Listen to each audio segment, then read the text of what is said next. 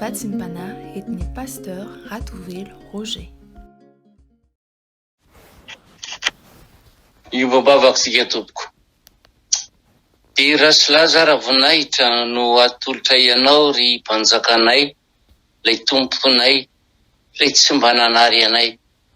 Ary indreto ny vahoakanao, matsiaro an'izany fitiavanao zany dia manondrika aloha, miompo miompanahy, ametraka anao eo amin'ny seza fiandriananao indray amin'izao maraina izao. Ary anateranay ny fisaora ny ara-poeran-tsaina anao satria lehibe loatra le Andriamanitray sady tsara no mpanao tsara. Mankasitraka ara Jesosy ny amin'ny fitahinao anay tsirairay aby nandritry ny aliny, namezanao anay toromaso somamy, nirovanao anay tamin'ny herin'ny aizina indrindra tamin'ny fahafatesana, dia nomenao maraina vaovao indray, fahavelomana vaovao, ahafahanay indray miaona aminao amin'ny alalan'izao fotoana izao. Mankasitraka Jesosy, mankatelina Tompo, ary dia manatom-pisaoranao zay ny amin'izay rehetra mbola hiveranao anay satria fantatray fa manana hevitra hitondra fiadanana ho anay ianao, fiadanana mba hoe ho anilanao lalandava. Dia matoky aho Jesosy fa fotoana tahaka an'izao zay tena tianao indrindra, dia fehezo amin'ny fanainao masina ny tsirairay aby, vanginy fanainao masina ny isa-tokantrano, mba vonona ndray zay tianao ambara aminay, ahafahanay manompo anao am-pifaliana hatrany. Ny mpanomponao zay nampitondrainao ny hafatra kosa Jesosy dia mbola mangataka famelamo-keloka hatrany, mangataka famindrapo amin'izay rehetra vita teo anatrehanao ka tsy mifanaraka aminao. Fa ny fantatray fotsiny dia Andriamanitra mpamindra fo hatrany ianao, ka miteny aminay foana fa tsy mba olombelaka ho tofo aminay, fa noho ny amin'ny anaranao dia ho ampononao aminay tokoa ny fahatezeranao. Ka dia miteny anara Jesosy fa vonina iainanao ny mpanomponao. Amen. Dia ampifaliana hatrany ry havana no hiaravanantsika mianakavy isa-tokantrano isam-baravarana, ary anonana ny fiadanan Jesosy Kristy Tompo ho amintsika izao maraina izao. Ndio hosokavatsika ny bokin'ny Romanina toko fahenina, 9:20 ka hatramin'ny 13 no angalatsika vatsy izao maraina zao. Romanina toko fahenina 9:20 ka hatramin'ny 13. Rehefa hita dia vakiko amin'ny anaran'i Jesosy tompony teny. Ahoana re? Hanota vai isika saingy tsy ambany lalàna fa ambany fahasoavana? Sanatria izany. Tsy fantatrareo fa raha manolo tena ho mpanompo ianareo ho anna iza na ho aniza, dia mpanompo izay arahanareo, na ny ota ho amin'ny fahafatesana, na ny fanarahana ho amin'ny fahamarinana. Ary isaoran'ny Andriamanitra fa na dia efa mpanompo ny ota aza ianareo, ny fonareo dia efa nanaraka ny fomba ny fampianarana izay nanolorana anareo. Ary efa natao afaka tamin'ny ota ianareo, dia tonga mpanompo ny fahamarinana. Miteny araka ny fanaon'ny olona aho noho ny fahalemen'ny nofonareo, fa tahaka nanoloranareo ny momba ny tenanareo ho mpanompo ny falotoana sy tsy fanarahan-dalàna atanteraka ny tsy fanarahan-dalàna. Dia mba tolory ankehitriny toy izany koa ny momba ny tenanareo ho mpanompo ny fahamarinana atanteraka ny fahamasinana. Fa fo ny mpanompo ny ota ianareo dia afaka tamin'ny fahamarinana. Inona ary ny vokatra azonareo fahiny tamin'izay zavatra mahamenatra anareo ankehitriny? Fa fahafatesana no hiafaran'izany zavatra izany. Fa ankehitriny rehefa natao afaka tamin'ny ota ianareo ka efa tonga mpanompon'Andriamanitra, dia manana ny vokatra ireo ho amin'ny fahamasinana, ary ny farany dia fiainana mandrakizay. Fa fahafatesana no tambon'ny ota, ary fiainana mandrakizay no fanomezam-pahasoavana avy amin'Andriamanitra ao amin'ny Kristy Jesosy Tompontsika. Amen. Ny andro izay velarin'Andriamanitra ho an'ny olona anankiray ry havana, ka mitondra fahavelomana ho azy, dia andro tian'Andriamanitra hanavaozany ny fiainam-panahiny ho eo anilany mandrakariva. Ary izay indrindra mahatonga ny hafatra ao amintsika hoe mitenena ny tompo hoe fa fahafatesana ny tambony io tahozy izy. Ary fiainana mandrakizay no fahamezam-pahasoavana avy amin'Andriamanitra ao amin'ny Kristy Jesosy tompontsika. Firy amintsika kristiana tokoa moa no tsy mahalala ny fehezanteny io hoe fa fahafatesana ny tambony io. Ary mba firy kosa no mitandrina an'izany. Teny toa miantso antsika matsy izany tenin'ny Paoly apôstôly izany ry havana. Miantso antsika mba tsy hitoerantsika ao amin'ny ota intsony fa nivererantsika amin'Andriamanitra. Fantatsika tsara tokoa fa nizara roa ny fanjakan'i Israely dia ny fanjakana avaratra, Israely, ary ny fanjakana atsimo dia Joda. Izao anefa samy lasa kobaby izy ireo, ka ny fanjakana avaratra lasa kobaby ny Asirianina, ary ny Joda kosa lasa kobaby ny Babilonianina. Fa hoy Jehovah Andriamanitra hoe nohony ny habetsahan'ny elokao sy ny hamaroan'ny fahotanao no nanaovako an'izany taminao. Izao anefa tena tsaron'ny Efraima tao anatin'ny ranomasina ny fahotany, ny tsy fahamendrehany, ny fahadisoany izay vitany teo anatrehan'Andriamanitra ka nahatonga azy ho trapahavoazana, nahatonga azy ho lasa kobabo, ary dia tsapany fa famaizana avy amin'Andriamanitra izany. Dia niantsoantso tamin'ny ranomasy tokoa izy hoe averenao dia ho tafavery. Ry havana, zava-dehibe tokoa ny fahatserovan-tena fa tsy mendrika ka manaiky ny fony ao anatrehan'Andriamanitra ka hibebaka, hiverina aminy. Ary izay no tokony ho tsarovantsika lalandava, fa isaky ny verina isika dia zava-dehibe mafaly hatrany no aseho an'Andriamanitra amintsika. Dia ilay teny mamy manao hoe fitiavana mandrakizay ingeno nitiavako anao hoe ka izany namparetako famindrapo ho anao. Ny olona tena mibebaka mantsy ka miverina amin'Andriamanitra dia tsy mitoetra amin'ny fanekenam-bava fotsiny ihany, fa ny tena iray manontolo mihitsy no atolotra ho mpanompon'Andriamanitra. Dia aloha mantsy isika raha tsy mbola nanolo tenan'Andriamanitra, izany hoe tsy mbola mibebaka, dia mbola mpanompo ny ota, ary dia mazava ho amin'azy izany fa ny ota no tompontsika, ary dia izay tiany hatrany no ataontsika foana, ary dia fahafatesana no hiafaran'izany. Fa ianao kosa rehefa nanolo tena ao an'Andriamanitra dia nahazo tompo vaovao, ary io tompo vaovao io dia tsy manana na inona ho kendrena eo amin'ny fiainanao. Eo amin'ny fiainantsika dia izao sy ianao izay tonga tsy vonona nompo azy.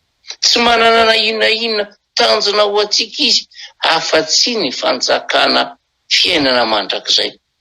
Ary izay no ilazan'i Jesosy hoe inona moa ny soa azo an'izao tontolo olona rehetra, raha mahazo izao tontolo izao izy nefa very ny aina. Tsaroantsika tsara ny tantaran'ilay lehilahy-mpanan-karena izay nilazany tamin'ny fanahiny hoe mifalia minany fa manana rena ho amin'ny taona maro ianao. Fa hoy kosa ny tompo hoe ry adala, anio no alaina aminao ny fanahinao, ko aniza izay no arianao nefa ny fanahinao ho any amin'ny fahaverezana. Dia ampatsiahy kely fotsiny ary havana fa ny soan'izao tontolo izao mantsy dia tsy ny arena ihany, fa ao ihany koa ny voninahitra, ao ny fitapitaka, ao ny avinavina, ao ny firerehana sy ny maro samihafa tsy voatanisa, fa mitondra makaiza daholo ireny rehetra ireny. Fa hoy tokoa matsy Solomona mpanjaka raha nanoratra amin'ny boky Mpitoroteny izy, efa nisandratra mihoatra noho izay rehetra talohako teto Jerosalema hoy izy, ary ny fahendreko anefa mbola atao anatiko amiko ihany, ary inona ny irian'ny masoko dia tsy nisy narovako taminy, tsy nisakana ny foko tamin'izay mety ho fifaliana aho, fa nahazo hafaliana avy tamin'ny fisasarako rehetra ny foko. Ary izany no anjarako avy amin'ny tamin'ny fisasarako, kanefa nitodika nandinika ny asa rehetra nataon'ny tanako sy ny fisasara izay nisasarako, indreo fahazava-poana sy misambodrivotra izany, fa tsy nisy nasoa taty ambany masoandro. Ny mampalahelo an'Andriamanitra nefa dia mahita an'ireto vahoaka marobe toa mirimirimy, miazakazaka ary mifanesika makany amin'ny fahaverezana noho ireo zavatsoa an'izao tontolo izao ireo. Ary dia tsy mitsahatra Jehovahandriamanitra mampandeha fanompanompony ampatsiahy ary ampiverina ny olony hitododoamonjy ny lalana makany amin'ny fahavelomana. Tamin'ny fotoanan'ny fahazazanay ry havana, dia isaky ny alady ariva izay dia mitazana eo an-davarangany tranondrazanay, mitazana ireo andinombo marobe avy any Atsiroro Mandidy izay karavasiny mpanaraka azy avy ato aoriana. Roahany mafy dia mafy, andeha ho aiza nefa ireo omby ireo? Omby izay tsy malala izay aleny, nefa dia ampiriatin'ireo mpandroaka azy avy ato aoriana dia mandeha ho aiza? Mivatana makany amin'ny abatoara, makany amin'ny fahafatesana. Matsiaro an'izany ny tenako ankehitriny ilay havana, dia lasa ny saina. Sanatria ifonao, sanatria tsy mampitovy ny olombelona amin'ny omby, fa karazan'izany ingeno anaovan'ny Satanany olona eto ambony tany, karavasiny amin'ny fahasarotan'ny fiainana amin'ny ty aoriana, karavasiny amin'ny aretina sy ny faharariana amin'ny aretina maro, dia omeny fifaliana kely, fifaliana tsy maharitra, ary dia avatany makany amin'ny elo, avatany any amin'ny fahafatesana. Ry hava-malalo amin'ny tompo, tsy mety reraka Jehovahandriamanitra maniraka amin'ny mpanompo hitory ny filazantsara amin'ireo vahoaka izay mirimirimy makany amin'ny elo. Tsy mety reraka Jehovahandriamanitra anambara fa misy famonjena ho azy ireo any ny faneken'ny fahasoavan'Andriamanitra eo amin'ny Kristy Jesosy, dia ny fanekeny an'ilay maty teo amin'ny hazo fijaliana ka hatonga azy ho zanak'Andriamanitra indray, hatonga azy ho vita fihavanana amin'Andriamanitra, hatonga azy ho mpandova ny lanitra. Ary izany fahasoavana izany dia ho an'ny olona rehetra izay manaiky ary mino an' Jesosy Kristy Tompo.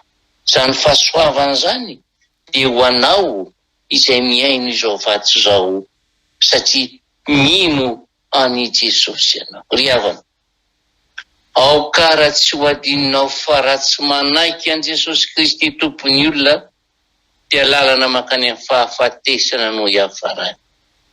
Miantso anao hatrany Tompo androany ry havana, aza mijanona ho andevony Satana intsony ianao, fa raiso ny fahavelomana dia lalana makany amin'ny fiaina. Ary ianao izay efa nanaiky an' Jesosy Kristy Tompo kosa, ianao izay efa nigioka ny fahasoavany, ianao izay efa nanaiky fa maty ho anao teo amin'ny hazo fijaliana ny mpamonjinao, ianao izay efa nandray ny fahamarinana noho ny finoana azy, ianao no ilazany aza manolotra intsony tenanao amin'ny mpanompo ny fahalotona, ho mpanompo ny ota tahaka ny teo aloha. Ary tsaro fa efa tompo vaovao no efa tomponao ankehitriny, dia ilay Andriamanitra ny fahasoavana ady atolory azy ny tenanareo ho fanatitra velona, sitrak'Andriamanitra fa nipompana mety aminareo izany hoy Paoly. Ry hava-malalo amin'ny tompo, mila ny tenantsika Andriamanitra nompo azy, mila ny amintsika iray manontolo Andriamanitra hanome voninahitra azy, ary dia manoro-hevitra anao ao ny soratra masina hoe fa ankehitriny rehefa natao afaka tamin'ny ota ianareo ka efa tonga mpanompon'Andriamanitra, dia manana ny vokatra ireo ho amin'ny fahamasinana, ary ny farany dia fiainana mandrakizay. Ho amintsika menakavy anie izany fiainana mandrakizay izany. Amen. Ivavatsy ry Andriamanitra ray zanaka ary fanahy masinao, atahoana ny tsy angorohoro ny fo amam-panahy raha mandre an'izany fa tena fiainanay tokoa izany resahanao izany. Toa miazakazaka makany amin'ny fahaverezana izay, sotominy fifaliana izao tontolo izao ma, sotominy izay verina izao tontolo izao arendrika anay, kanjany amin'ny fahafatesany ny hafaranay. Tianao hiverina izay androany, araka ny teninao tany am-bolany, ny andro anankiray izay ho velarinao anay ange, teny hanavaozanay ny fanoloran-tenanay hanompo anao. Mangatakanao ary azy Jesosy a, tsy vitanay irery izany, fa mila ny fanainao zay anampy anay ahafahanay manatanteraka an'izany.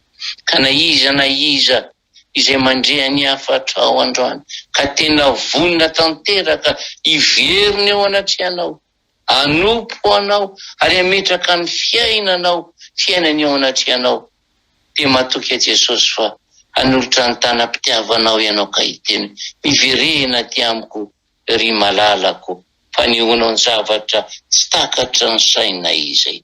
Dia mankasitraka Jesosy ary dia mametraka ny tsirareo ambany fahasoavanao, ho fenoana ny fahamarinanao ary fenoana ny fahatsaranao. Raha mbola misy sanatry mbola misy manamafonifony no ny amin'ny firerehana, no ny amin'ny avonavim-panahy, mitenena Jesosy a, teneno izy fa ainao ny zavatra rehetra itodiany ao anatrehanao. Dia apetrako ampelantananao ny hoavina iray manontolo, izay velanao misy anjaka atao anatinay ny aretiny, izay velanao misy anjaka atao aminay ny fahasarotam-piainany, fa ataovy manana anao zay lay tomponay sy mpanjakanay. Ka nononanao anay lay tsodranonao masina ka nitenenao, tsy efa nandidy anao va mandehana amin'izao herinao zao, fa tako nombako amosesy nombako anao, tsisy ajanona anao amin'izay rehetra lalaka alianao. Sao Jehovah no efa miteny a, dia ho tanteraka izany. Mandehana fa sahombanareo mandrakariva ambara-pahatonga ny fataperan'izao tontolo izao. Dia torotrainao ndera sy ny anjara fonahitra Jesosy, fa ny famindrapo sy fitahiny ome ho anay tsirairay aby izay tafaray aminao teto. Saotra Jesosy malalo. Aleloia. Amen.